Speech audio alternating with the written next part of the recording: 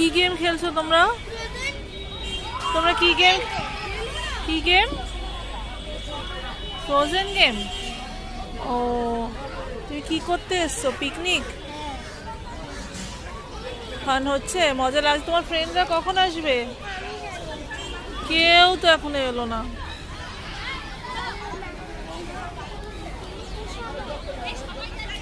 miss